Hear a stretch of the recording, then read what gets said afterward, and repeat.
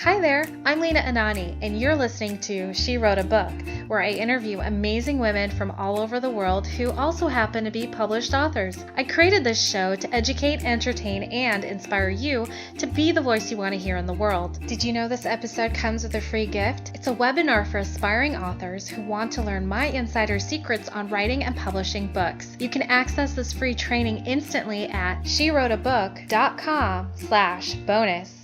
Now let's get started.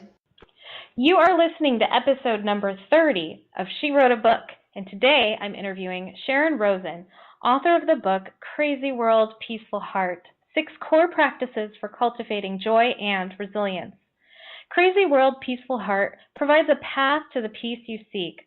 Along the way, you will learn why falling off the path is an important and unavoidable piece of the journey, and why lasting balance often feels so elusive.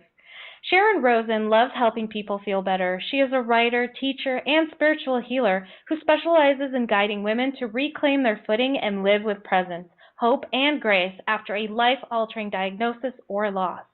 Again, her book is called Crazy World, Peaceful Heart, 6 Core Practices for Cultivating Joy and Resilience. You can find the link to purchase her book in our show notes for this episode at SheWroteABook.com/30.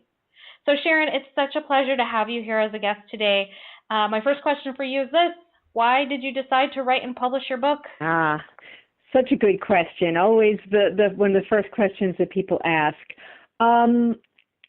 It had been sort of living inside of me for a really long time. I've always loved to write and was told that I was a good writer, but like so many people, I think it's not easy to just step into, your gifts and own that you're an artist or a creative or a writer.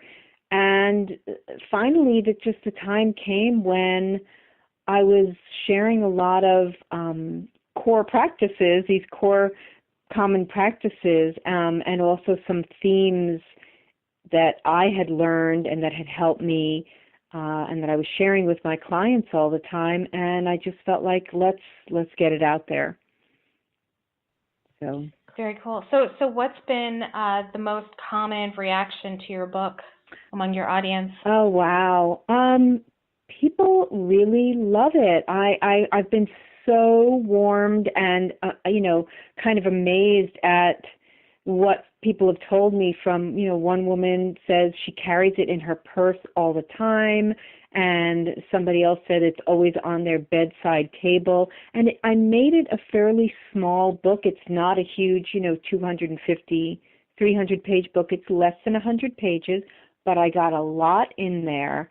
And I wanted it to be something that people could carry around easily and keep it with them as a sort of a friend that they could lean on when they needed a little bit of a reminder. One of my key phrases is, we forget to remember that we know what we know. And so a lot of what I have in the book are things to help us remember, whoever's reading, including myself. I was just looking at it again. Haven't really looked at my own book in a while. I was like, damn, there's good stuff in here. This is helping me. So it's just a wonderful companion reminder for living in our truest selves. Very cool. Yeah, I think wisdom like that is definitely easy, or is definitely needed in today's society. So it's great that you wrote a book with information like that to help us, connect with ourselves and our true selves. You talk about the 6 core practices for cultivating joy and resilience. So my question for you is, why is it important for us to cultivate joy and resilience? Oh, wow. And why those 2 words? I'm curious. Great question. What a great question. Well, to me, joy, there's a lot of focus these days on happiness, especially around meditation, practices to be happy. And I teach a practice called loving kindness meditation. But to me, happiness is different from joy. And joy, to me, springs from a deeper place. I mean, you could be really happy because you're eating an ice cream or somebody has given you a compliment, but joy is more of an intrinsic feeling, I find, and it just springs from this deeper place. And I think we need joy Joy gives us hope. Joy gives us confidence. Yeah, and resilience. Life is just so challenging. And it's very easy to get into these kind of black and white places, where it's good, it's bad, I like it, I don't like it, oh my God, this thing happened, how will I ever survive? But there are ways that we can build a level of resilience so that when something really bad happens, we don't just shatter. Or if we do shatter because you've had a terrible loss or something, that even with the shattering, there's a core of wholeness that's just who you are. And we do need to cultivate these things. They don't just, even though they live within us, they don't necessarily come naturally. So what do you think stops us from realizing, so it doesn't come naturally, but what do you think stops us from wanting to connect with that? What are some of the roadblocks we create for ourselves? Oh, well, I think a lot of it comes from our culture, from the images that we see all the time and the messages that we hear. It can come from messages that we heard when we were young, even things that, that our parents may have told us because they thought that was a good thing to tell us, like, almost like kind of don't dream so big, or don't be too big for your britches, or careful what you wish for, you might get it. There's a lot of these messages that they're subtle and they're insidious, and I think it's such an interesting part of human nature that if you're a conscious person, if you're somebody who's interested in growing and developing, you can spend your whole life becoming more fully who you are.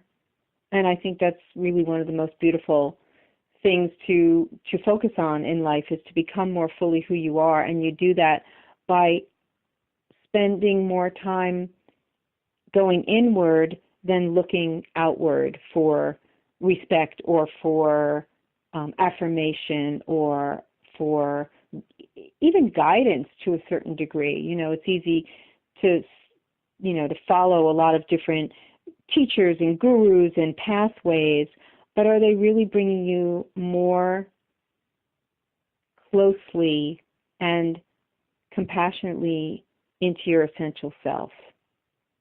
And not always. Yeah, absolutely. So you talk about, I heard you talk about like the path, and I was wondering like how long, like our past and how that affects us. So I'm curious to know a little bit more about your past and how your personal journey affected the content that you created for this book. Well, I come from a long line of warriors and a long line of people who dealt with depression on certain levels, some of it, very severe and clinical, my paternal grandfather, and, some of just the more kind of garden variety blues and depression, and I definitely struggled with that myself, and I can still go there if I am not careful. And I don't think it's a wholly bad thing. But if it becomes the predominant color in your life, that's when it gets to be an issue. I'm really about embracing all of your feelings, but letting them live so that they can move through. If you kind of attach to something, well, I'm afraid I'll get depressed, so let me go and do all this stuff to just keep my energy up. And, that's not always the answer either. So it was really me finding my own path to what feels true for me, how to work with my own darker emotions. Yeah. And that's been a lifelong journey up until now. Yeah. Well, of course, the journey continues, I'm sure, and there's always like different layers too.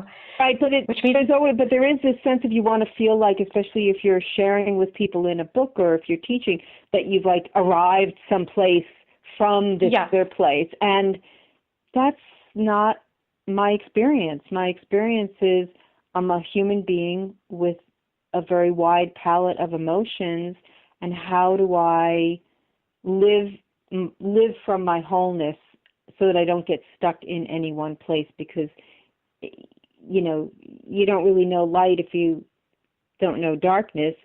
You don't want to just be in the light all the time, although it sounds good. Right. Yeah. Wow, you make some really great points. I love it, Sharon. So, what would you say is your biggest takeaway from your book? My biggest takeaway, or the biggest takeaway I hope other people get? Yes. the latter. The latter. The latter.